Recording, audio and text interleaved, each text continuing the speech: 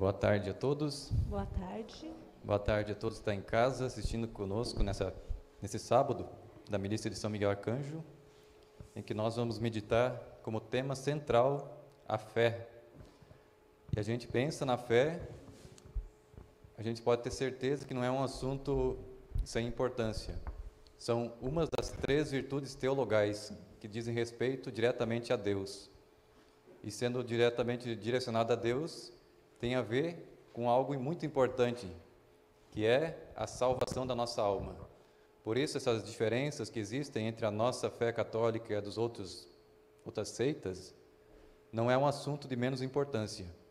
Pode estar em jogo, em risco, a nossa própria salvação. E quando nós vemos a mentalidade, hoje o tema da minha palestra é Sola Fides, que é um lema dos protestantes, que dizem, como já a Denise comentou, que só a fé basta. É Deus quem vai justificar a mim, independente de eu se eu for bom ou mal. O que eu faço não tem importância nenhuma para Deus, eu vou ser salvo pelo que Deus deu por mim, né?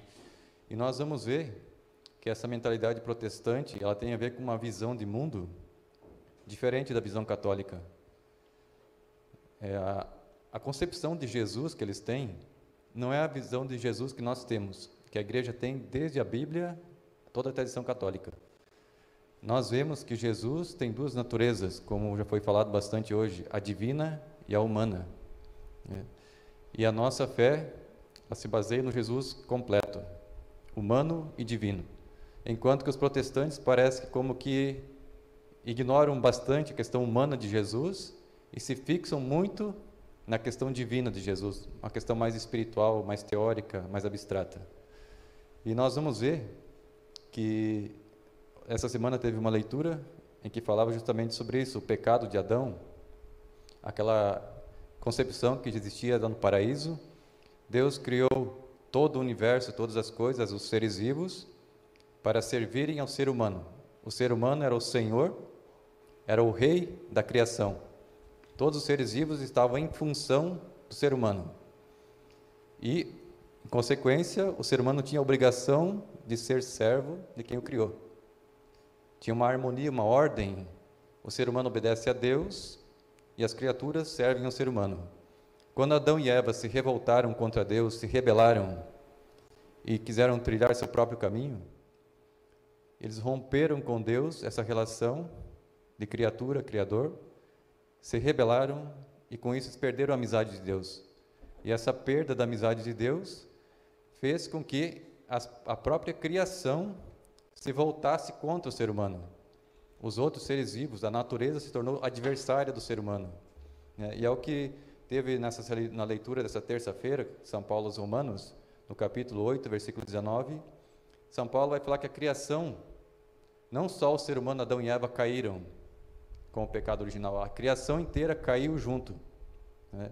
Ele vai dizer assim: de fato, toda a criação está ansiosamente esperando o momento da revelação dos filhos de Deus. Também ela espera ser libertada da escravidão da corrupção. Ou seja, antes do pecado, nem as criaturas inferiores se corrompiam, elas não morriam, não passavam pela morte. E com a queda, também eles começaram a passar por isso, toda a criação. E ela está esperando ansiosamente essa libertação dos filhos de Deus.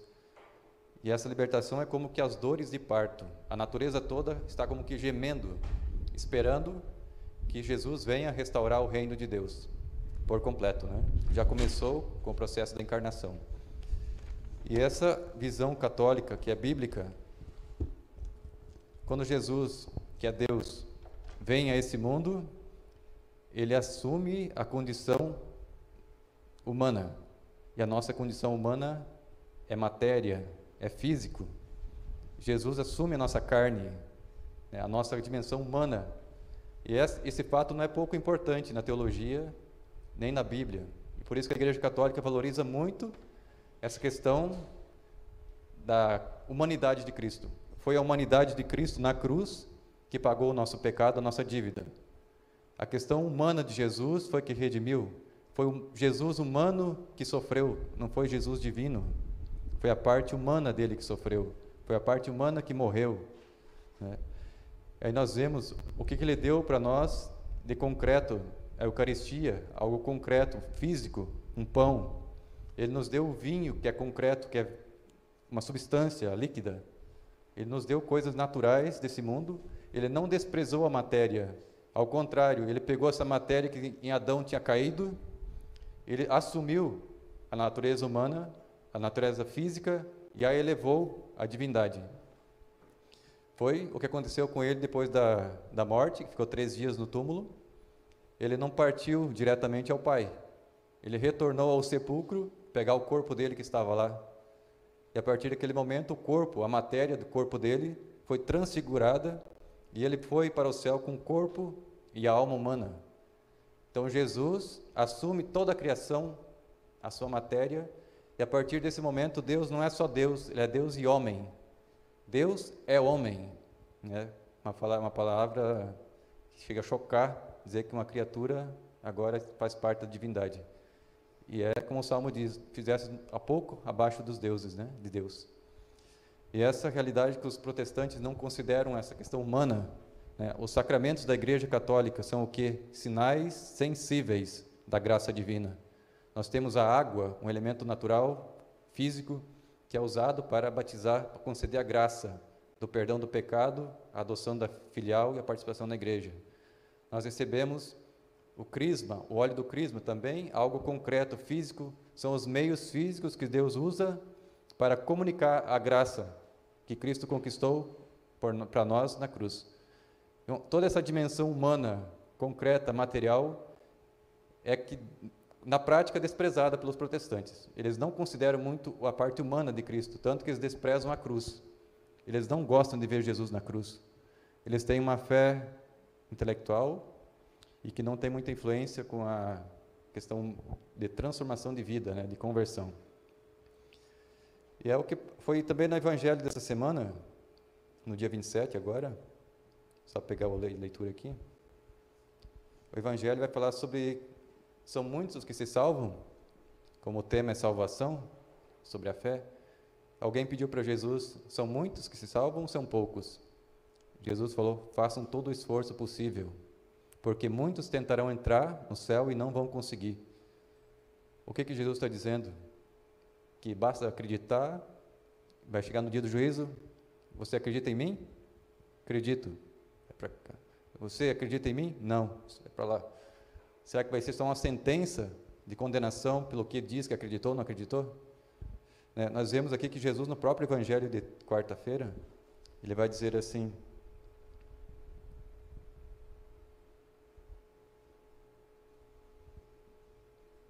só um minuto. Aquelas pessoas que foram condenadas, né? Mas nós comemos contigo, nós bebemos diante de ti. Nós não vemos aqui uma alusão à Santa Ceia, à Eucaristia. O Senhor não pregou nas nossas praças, ou seja, nós não ouvimos o Evangelho que o Senhor pregou. Jesus está falando de pagãos que se condenaram, ou está falando de cristãos que não viveram a palavra? Eu entendo que está falando de pessoas que ouviram o Evangelho, que participaram da ceia, que se alimentaram, que beberam. E chegou naquele momento, Jesus assim, afastam de mim, vós que praticais a iniquidade. Não vos conheço. Ou seja, onde fica essa teoria protestante de que basta aceitar Jesus e estar salvo? Essa frase que eles gostam de repetir, né? Quando eu estava em Macapá, em 2016, trabalhei 2 anos com os capuchinhos lá. Um dia apareceu uma jovenzinha, devia ter uns 13 anos, num trabalho da igreja. Ela veio, estava na cantina tomando lanche. Ela apareceu e falou, posso fazer uma pesquisa da igreja contigo? Falei, pode. Ela falou assim, você já aceitou Jesus? Falei, sim. Ah, então você está salvo, né? Falei, isso não posso te garantir. Para eles, aceitar Jesus é ser salvo. Agora, eu não sou meu próprio juiz, meu juiz é outro. Eu não posso dar sentença no lugar dele, né? Então, a mentalidade de que aceitar Jesus é o suficiente, como se fosse recebesse um passaporte, né? Agora o passaporte da vacina, poder entrar no céu, recebeu o passaporte do creio, vai para o céu então, né? E não é assim. Se nós vermos a visão católica, que é a própria palavra católica significa universal, né? Não pega uma doutrina específica e foca naquele versículo e ignora todas as 30 passagens que diz o contrário. É o que os protestantes fazem, né? Geralmente a passagem que eles mais usam para falar é de Romanos 3:28, né? São Paulo dizendo: julgamos que o homem é justificado pela fé, sem a observância da lei. O que nós vemos nessa frase? Duas coisas. Primeiro, São Paulo não está dizendo somente pela fé, ele está dizendo pela fé. E a outra coisa, não é justificada pela observância da lei. De que lei São Paulo está falando? Dos 10 mandamentos? Não, da lei mosaica dos judeus. A religião judaica foi superada pelo cristianismo. É uma nova aliança no sangue de Cristo. A antiga aliança caducou. Tem nova lei, novos ritos, né? Nova celebração. É uma nova religião. Então eles pegam essa frase, dizem que só pela fé, e que não está dizendo, a Bíblia não está dizendo isso, que é só pela fé, e eles interpretam a lei como se fossem os mandamentos: não matar, não roubar, né? Tanto que eu peguei duas frases do Lutero aqui, em que ele vai falar, que poderia bem ser o demônio falando, né? Mas é o Lutero. Ele vai dizer assim: ser pecador, ou seja, seja um pecador, e peca para valer, mas com mais firmeza ainda crê, tenha fé firme. Durante a vida presente devemos pecar. É um anjo de Deus ou é um demônio que está falando um negócio desse? Quem, em sã consciência, vai dizer que alguém que te ama como Deus que te ama de forma infinita, que deu o próprio Filho dele para te salvar, você vai retribuir a esse amor de Deus ofendendo? É como um filho que a mãe dá um presente, uma coisa grandiosa para o filho, se doa, e o filho vem e dá uma cuspida na cara da mãe, dá um tapa. É isso que ele está ensinando, né? E a outra frase: a lei, as obras, a caridade, os votos religiosos, não só não resgatam, ou seja, não tem importância nenhuma, mas agravam ainda mais a maldição, né? Então, as boas obras, fazer o bem, tem um efeito contrário, de salvar, te joga mais para o inferno ainda. Então, ele inverteu totalmente a lógica, né, da palavra de Deus. E nós vamos ver, então, a única parte da Bíblia que fala que é somente a fé, essa expressão somente fé, está na carta de São Tiago, capítulo 2, versículo 24. Tiago vai dizer assim: vedes como o homem é justificado pelas obras. Vedes como o homem é justificado pelas obras e não somente pela fé. Invertido, né? O homem é justificado pelas obras e não somente pela fé. Então, as duas coisas, né? É aquela unidade. Em Cristo, então, a natureza humana e divina, elas são distintas e inseparáveis. A partir do momento da encarnação, quando ele assumiu a natureza humana no ventre de Maria, não tem mais como separar o homem Jesus do Verbo divino. É uma única pessoa com duas naturezas eternas e que vão ficar para sempre unidas. E essa dimensão fica também na fé, e as obras, elas não são duas coisas separadas. A gente expressa como nomes diferentes, mas que na verdade são o mesmo movimento da alma. O crer e o agir é algo natural de quem tem uma verdadeira fé. Poderíamos dizer que a fé é sinônimo de conversão, mudança de mentalidade, de comportamentos, de atitudes, né? É algo que brota de dentro como uma resposta à fé. O catecismo em cima é uma resposta a alguém que te revelou alguma coisa. Alguém te fez uma proposta, se revelou, você vai dar uma resposta, e a tua resposta é eu creio ou eu não creio, como a Denise acabou de falar agora há pouco. A fé é uma resposta, e São Paulo diz que a fé, ela entra pelos ouvidos. Por isso que Jesus falou: ide e pregai, ensinai às nações o que eu vos ensinei, vocês façam ensinem às outras pessoas. E uma vez que elas acreditem, elas passem a ter a fé, recebam o batismo e possam ser salvas. E no Catecismo da Igreja Católica vai dizer que a fé, qual é a visão da fé para a Igreja Católica?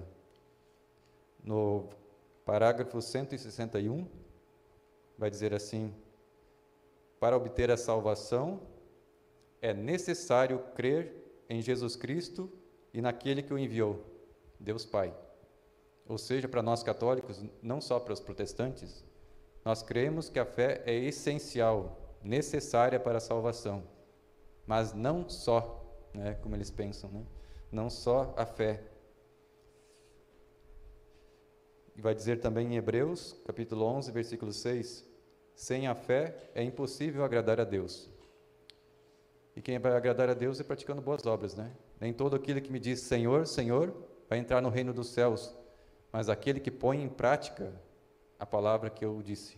Foi o que Jesus disse no Sermão da Montanha. Eu não sei o que eles fazem com essas passagens, se eles escondem, olham para o céu, né, ignoram.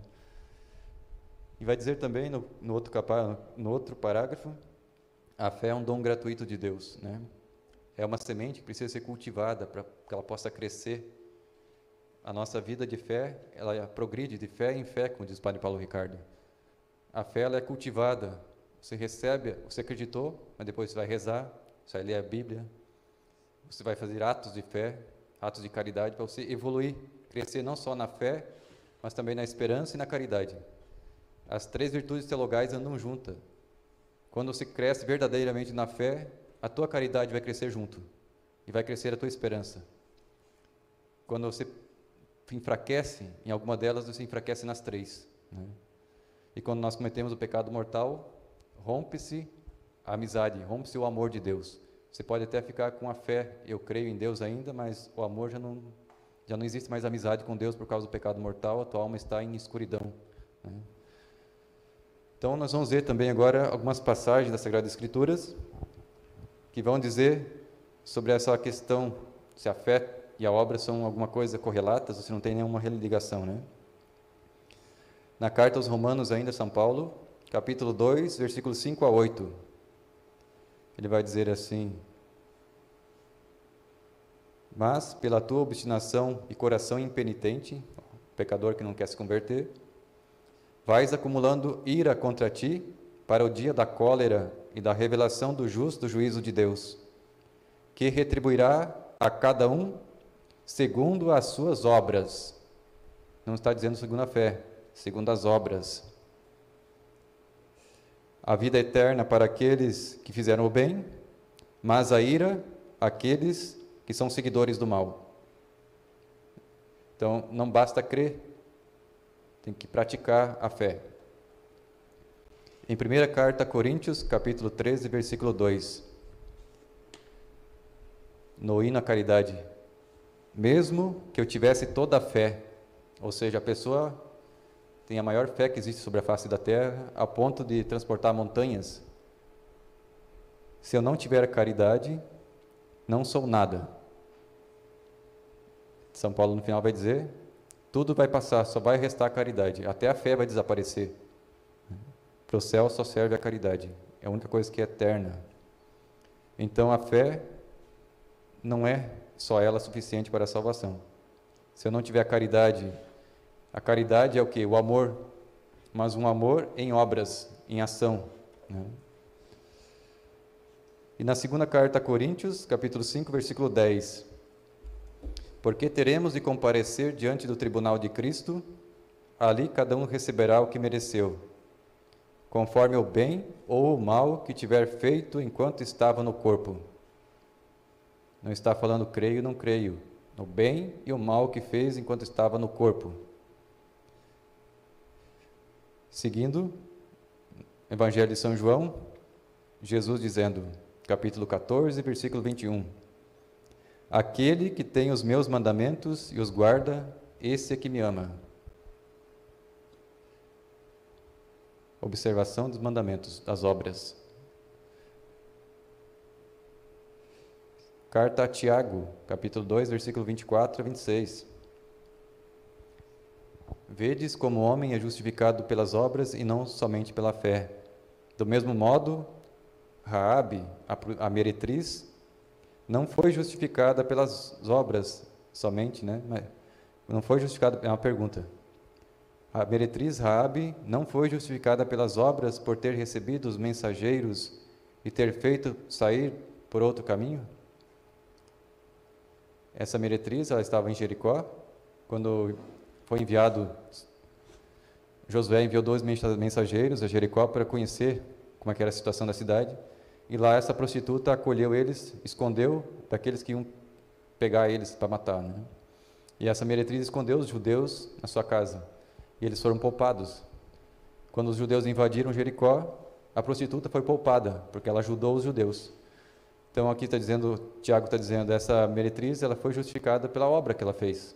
Ela fez uma caridade, ela poupou a vida, não entregou, não denunciou. E agora, em Gálatas capítulo 5, versículo 6. Estar circuncidado ou incircunciso de nada vale em Cristo Jesus, mas sim a fé que opera pelo meio da caridade. Novamente, a fé que opera pela caridade. Não é uma fé fideísta, intelectual, sentimental, é algo que atinge os comportamentos da pessoa, né? Que põe na prática aquilo que aprendeu. E Apocalipse capítulo 14, versículo 13. Eu ouvi uma voz no céu que dizia: escreve, felizes os mortos que doravante morrem no Senhor.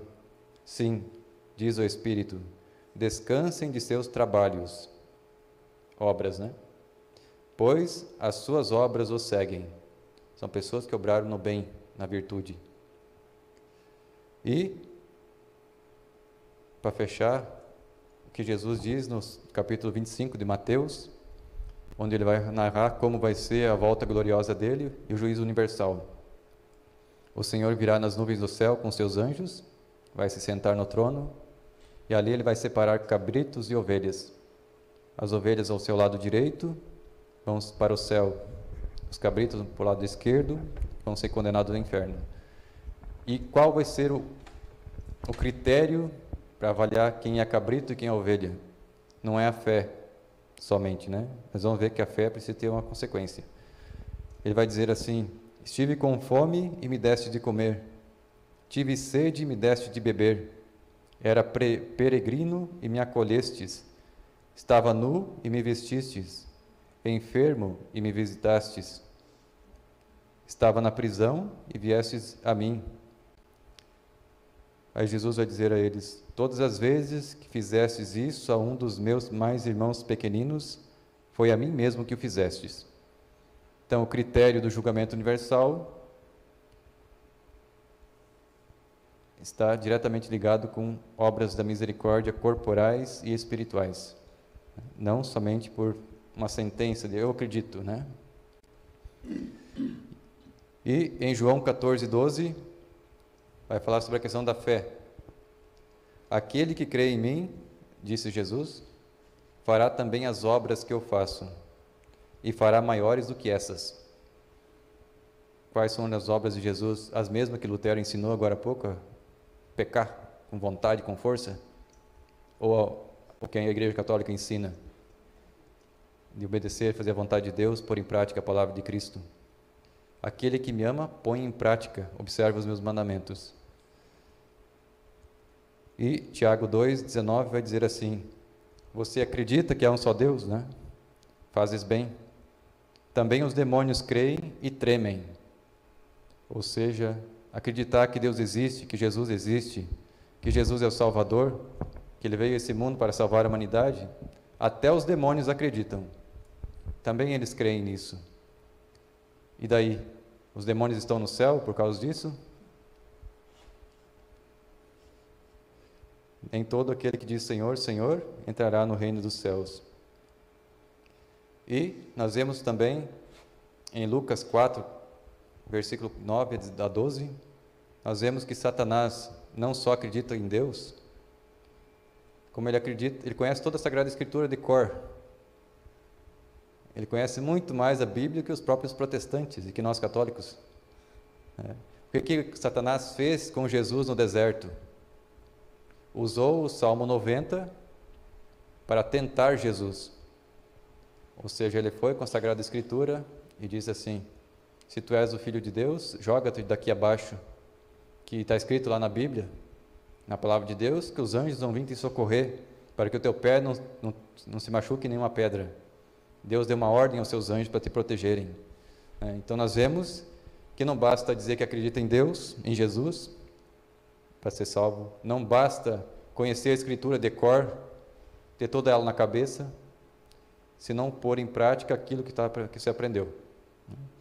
A fé, a própria fé, já é uma obra.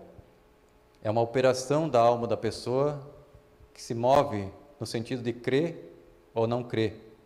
E essa forma de movimento, dessa ação, essa operação da alma, conduz, então, não só acreditar, mas conformar a própria vontade, a própria vida, que São Paulo chama de renovação da mentalidade. Você tinha a mentalidade do mundo, da carne, depois que você recebeu o Evangelho, você vai passar a mudar a tua mentalidade, a tua forma de pensar, configurar o teu pensamento com o pensamento de Cristo, configurar a tua palavra, a palavra de Cristo, configurar os teus sentimentos com os sentimentos de Cristo e as tuas ações como consequência. E só uma última observação. A fé protestante é bastante fideísta. É aquela adesão, uma sentença, né? Lutero fala uma expressão que Jesus justifica o ser humano, é como se pegasse um cadáver. Jesus põe o manto dele em cima, ele fica justo, né? Deus olha para a pessoa, não vê mais o Alexandre podre de pecador, mas vê Jesus. Aí Deus não se ira mais com Alexandre, porque está vendo a capa de Jesus em cima dele. Mas se você tirar a capa, está o mesmo cadáver podre ali debaixo, não mudou nada. É uma sentença, vem para cá que você está salvo, você creu em mim, né? Enquanto que na religião católica, nós acreditamos no poder da graça de Deus, no poder dos sacramentos, que movem a alma humana a progredir, a se renovar, né? A se santificar. Por isso que a igreja tem tantos santos, porque ela possui os meios da graça que fazem com que a pessoa abandone uma vida de pecado e cresça no amor. Essas expressões de Lutero é a expressão de quem não acredita na caridade, que a pessoa é capaz de amar a Deus, né? Que ela se conforma com a sua situação de pecador e que se contenta em ofender a Deus e não acredita que a graça de Deus, que o Espírito Santo é capaz de santificar, renovar a pessoa por dentro, restaurar a humanidade. Eles acreditam que o ser humano é condenado a ser um pecador e vai ficar assim. Como nós vimos na carta aos Coríntios, a fé sem caridade é nada, nada vale. Portanto, a fé não é um sentimento ou um pensamento, é uma atitude, né, em relação a Deus.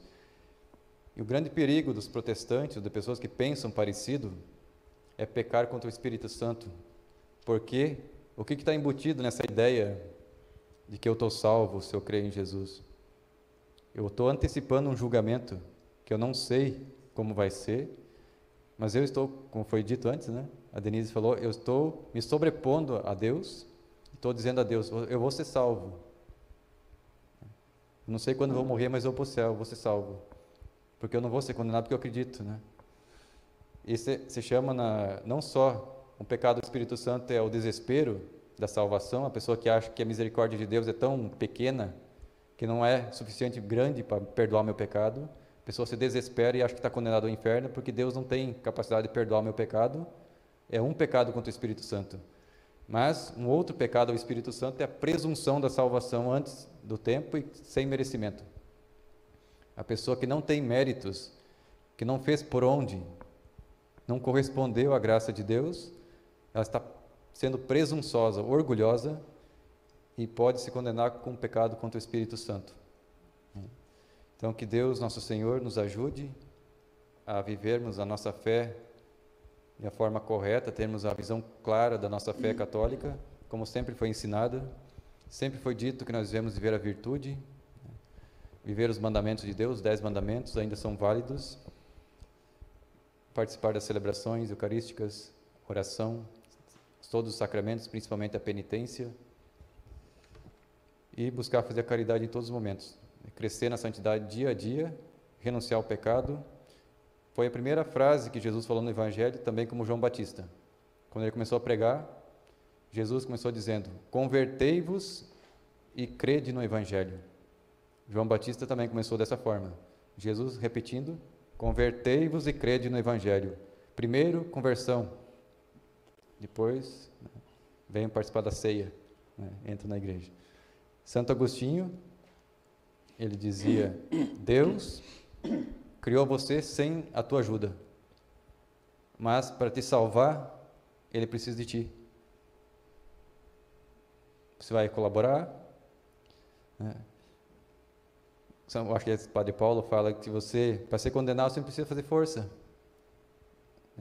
É um carro na banguela, só seguir a roda, só seguir a vida. Para ser condenado, você não precisa fazer força nenhuma. Já está ladeira abaixo. Agora, para se salvar, a porta é estreita, tem que fazer força, ir contra a carne, contra os pecados, e viver a vida da graça. E ser católico não é fácil. Quem passou por problemas, principalmente afetivos, de matrimoniais e todas essas questões que são indissolúveis, sabe o quanto é difícil viver o Evangelho. Quantos que deixam a Igreja Católica porque precisam de um novo relacionamento, E Jesus fala assim: não, o teu marido está vivo, você não é viúva. Não adianta mudar de igreja, querer engambelar o Senhor, Passar o pano quente por cima, dizer que eu creio e estou salvo, independente se eu for casar 30 vezes ou não. Como é difícil para quem tem a dificuldade, que foi falado agora, de ter algum problema homoafetivo, ou homossexual, sei lá como é que chama, e ter que lutar contra o instinto da carne. Entretanto, eu escutei uma coisa muito interessante de um psicólogo essa semana. Todo mundo vê e prega como se isso fosse uma coisa, uma determinação da natureza. Ele nasceu com tendência, ele é uma mulher no corpo de um homem, tem que aceitar a opção dele, ele não pode, ele não consegue mudar isso, é coisa da natureza dele. Aí o psicólogo falou assim: você tem inteligência, Deus te deu inteligência, e Deus te deu a vontade. Assim como você tem a capacidade de escolher entre um doce e um azedo, como você tem a capacidade de escolher uma coisa e outra, renunciar, fazer um jejum. Como é que você consegue renunciar à comida, uma sobremesa, que também exige contra a tua vontade, e você não é capaz de dizer não a uma tendência que te arrasta para cima de uma opção sexual? Você é livre. Deus nos fez livres e Ele não tirou a liberdade de ninguém. Não é porque a pessoa nasceu hétero ou com tendências desordenadas que Deus tirou a liberdade. Mesmo assim, Ele tem a liberdade plena para escolher. E basta Ele querer ter força de vontade e Ele supera. Desde que tenha temor de Deus, Quem tem temor de Deus no coração, ele quer salvar a sua alma, em primeiro lugar. Antes que seguir os caprichos dos instintos baixos, das partes baixas, ele vai seguir as partes altas. E onde mora o Espírito Santo, que é no seu coração e na sua alma. Louvado seja nosso Senhor Jesus Cristo. Para sempre seja.